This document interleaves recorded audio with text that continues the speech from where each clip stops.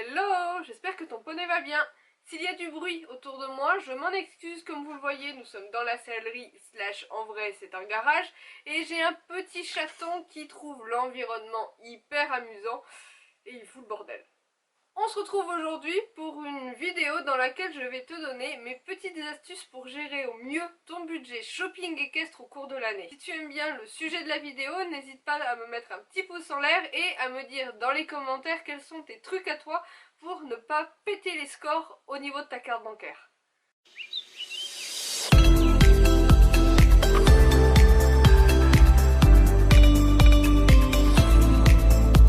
Je vais tout de même commencer cette vidéo par faire un petit disclaimer. C'est évident, le shopping équestre n'est absolument pas une obligation. Le shopping tout court d'ailleurs. Sauf celui chez Leclerc où il faut manger. Mais clairement, vous me connaissez, vous le voyez derrière moi, je suis un peu, et j'en ai honte, une surconsommatrice de matériel équestre. Mais en ce moment, je ne sais pas si vous avez trop suivi, mais je me suis fait il y a quelques semaines une entorse de la cheville à cheval. Et j'en ai profité aussi pour présenter Poney à un ostéopathe. Nous sommes encore convalescents l'un comme l'autre et on en a encore pour 10 jours. Donc bien sûr, je le passe aux écuries, je vais lui faire du pansage, des papouilles, on va brouter, je lui donne à manger, etc. etc. Mais le temps que je ne passe pas à cheval, finalement, je le passe à la maison, dans mon canapé, à me faire chier.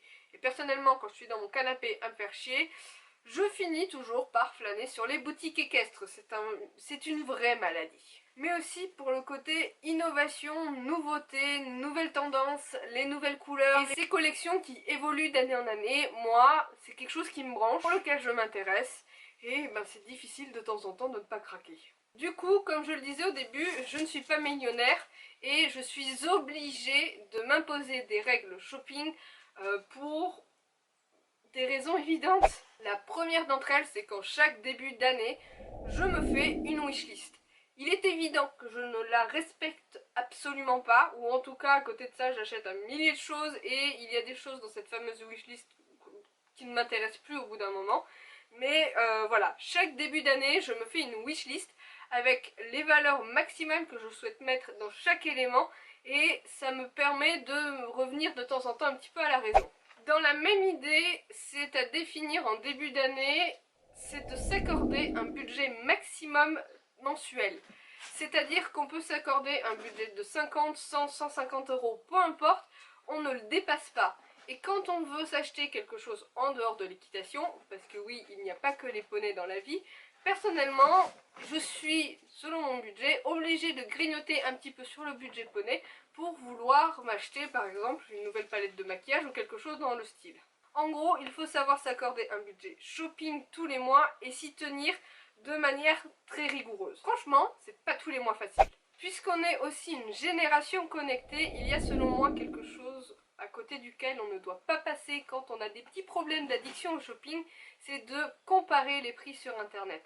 D'un site à l'autre, parfois, il y a un accessoire ou un élément qui passe du simple au double. Bon, peut-être pas quand même, on va peut-être pas pousser. Mais j'ai envie de dire qu'avant d'aller en boutique, avant d'aller en salon, il faut connaître les prix des choses qui t'intéressent par cœur. Tout simplement parce que il y a vraiment des sites internet ou des boutiques qui se font plaisir ou qui sont carrément pas au courant de ce qui se passe vraiment dans le monde shopping équestre.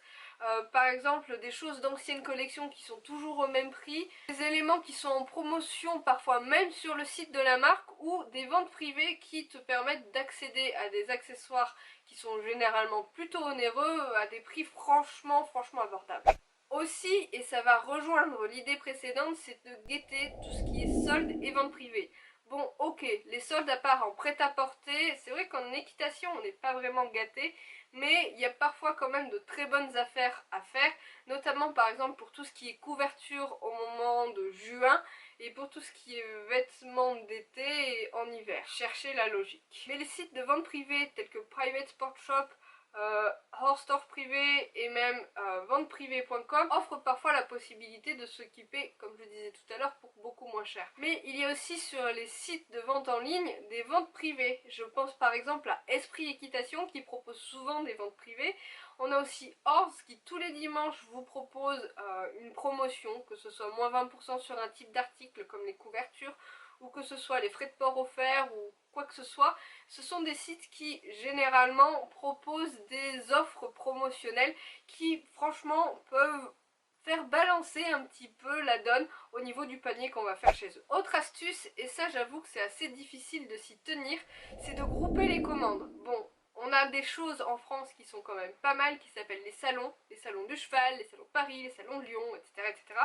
qui te font payer 20 balles d'entrée entre le parking et l'accès au salon lui-même, mais qui ont toutes les boutiques du monde au même endroit. Donc ça vraiment c'est le bon plan, à condition, comme je le disais tout à l'heure, de connaître tes prix par cœur au risque de te faire rouler dans la farine. C'est vrai que la mode pour ça c'est pas mal parce que tu ne payes pas le droit d'entrée, tu n'as pas de parking à payer et tu peux y aller en visiteur. Mais à part ça, si tu es adepte comme moi du shopping en ligne et que tu n'as pas vraiment l'occasion d'aller sur les salons, il faut vraiment que tu te forces à regrouper tes commandes pour en faire le moins possible par an, parce que franchement les frais de port c'est un vrai budget. Il y a des boutiques comme chez Kramer par exemple que je trouve plutôt honnêtes, puisqu'ils te font payer 4 euros, 5 euros peut-être pour ta commande, et qu'à partir d'un certain montant quand même assez élevé, tu ne payes plus de frais de port. 4,90 € pour une commande, je trouve ça plutôt correct pour être tout à fait franche. Mais il y a d'autres sites, ben ils te font payer 10 balles de frais de port et tu as un franco de port à partir de 250 €. Comment te dire, oui, ton accessoire initialement à 50 € passe à 60, et si tu as un panier à 20 balles, franchement, sauf si ce sont des produits de soins qui généralement pèsent plutôt lourd de par le contenant et le contenu, et ben ils dépensent pas vraiment 10 € hein, pour t'envoyer ton colis. Donc voilà, ça peut valoir le coup de commander avec des copines de l'écurie, ou bien ben, de te retenir un mois pour commander un petit peu plus sur le mois suivant ou encore après. Aussi pour tout ce qui est superflu, alors par superflu j'entends tout ça là, genre t'as déjà 50 tapis mais tu veux le 51e cette année, t'as déjà 4 bridons mais il t'en faut absolument un 5e pour les dimanches et jours de fête, ou bien quelque chose dans cette idée là, je te conseillerais de toujours attendre au moins la fin du mois pour craquer. Parce que bon, cet achat superflu peut peut-être t'empêcher d'acheter quelque chose qui te devient vraiment nécessaire le reste du mois.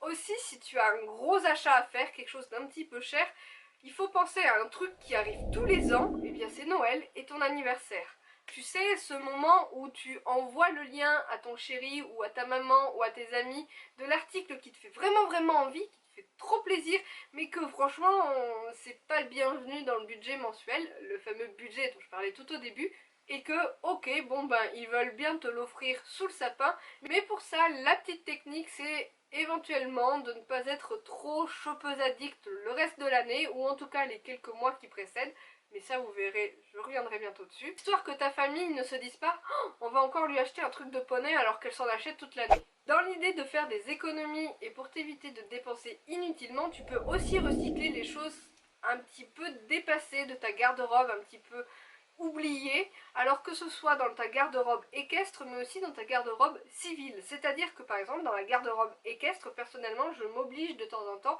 à ressortir des vieilleries, des choses que je n'aurais pas pensé utiliser quotidiennement, soit parce que je m'en suis lassée, parce que soit c'est une couleur qui est un peu trop olé olé et que je pense pas forcément à utiliser. Mais voilà, je me force de temps en temps à me faire par exemple avec un tapis que j'ai pas l'habitude d'utiliser, un vert pistache par exemple, je me dis tiens, cette semaine je me sors le vert pistache et je me sors les petites bandes, les petites chaussettes, etc. etc. J'ai pas de chaussettes vert pistache, tiens.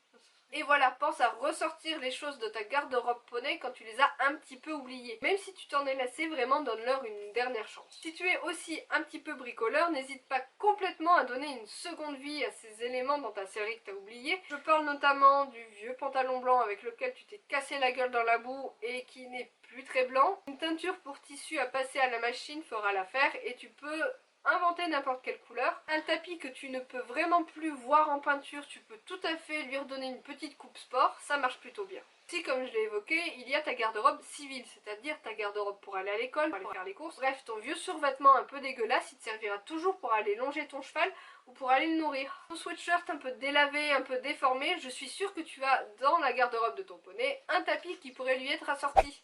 Et puis si vraiment, finalement, tout ce qu'il y a dans ta sellerie, tu peux plus le sentir, eh bien tu peux toujours vendre tes articles d'occasion pour en racheter d'autres. D'ailleurs, les achats d'occasion, je n'en ai pas encore parlé, mais ça peut aussi être un bon plan pour limiter les dépenses. Il y a des sites comme Le Bon Coin, eBay, Prépisport ou encore Equiswap qui te permettent de vendre ton matériel d'équitation et d'en retrouver d'autres pour le remplacer.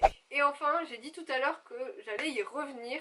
Nous sommes actuellement tout début octobre. Et dans une vie d'adulte, cet automne-là, personnellement, je le déteste. Tout simplement parce que en fin septembre, on a payé nos impôts. En octobre, on paye la taxe d'habitation. En novembre, personnellement, c'est un peu un mois de la dèche. Et décembre, eh ben, vous savez, hein, décembre, on prépare Noël, la dinde au marron, la bûche, les cadeaux, tout ça, ça coûte un peu cher.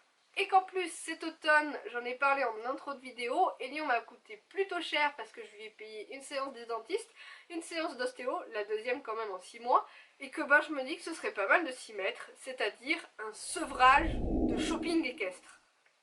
D'ailleurs, un sevrage de shopping tout court. Bref, mon dernier conseil, c'est d'avoir une période off dans l'année, que ce soit 1 mois, 2 mois, 3 mois, pour remettre un petit peu les compteurs à zéro et se permettre de se rendre compte que ben, il n'y a pas besoin de tout ça.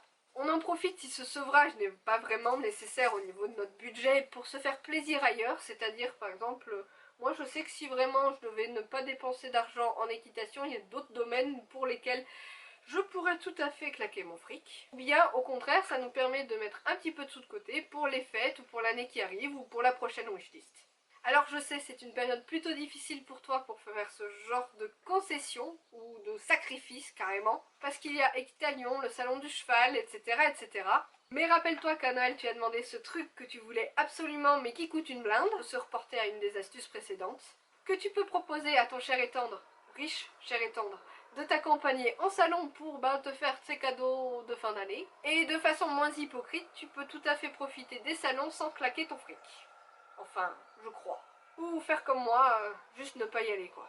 Donc ça y est, je lance mes 3 mois de sevrage, d'abstinence, on peut faire des groupes de parole pour ça, tu crois? Bref, je n'achète plus rien pour le poney, mis à part, et c'est la seule règle que je m'autorise, s'il y a besoin de dépenser des sous pour la pharmacie ou la nourriture. Ça, bon, les produits de soins et les compléments alimentaires, c'est un peu nécessaire. Je ne vais pas le cacher, ça va être très frustrant. D'ailleurs, c'est peut-être la raison pour laquelle il y aura de temps en temps, souvent, beaucoup, des vidéos matérielles sur ma chaîne, parce que même si je n'en achète pas, il va falloir que j'en parle. Ça va compenser un peu le manque. Hein. Pour être sincère, j'ai encore un colis à recevoir de Private Sport Shop ou hors store privé, je sais plus. Bref, le truc qui t'envoie ton colis 3 mois après. Il faut que je dépense de l'argent utilement pour quelques compléments alimentaires pour Elion, mais après, c'est tout. Ça va être dur. Déjà en tête la liste de cadeaux de Noël que je vais faire.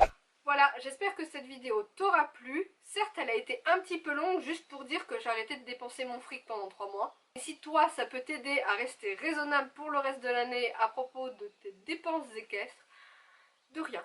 J'ai envie de te lancer un défi. Si toi aussi tu es partant avec moi pour éviter de dépenser ton argent inutilement dans du matériel d'équitation que tu as déjà, eh bien, allons-y gaiement. Sur ce, je fais plein de papouilles à ton poney et je te dis à très bientôt.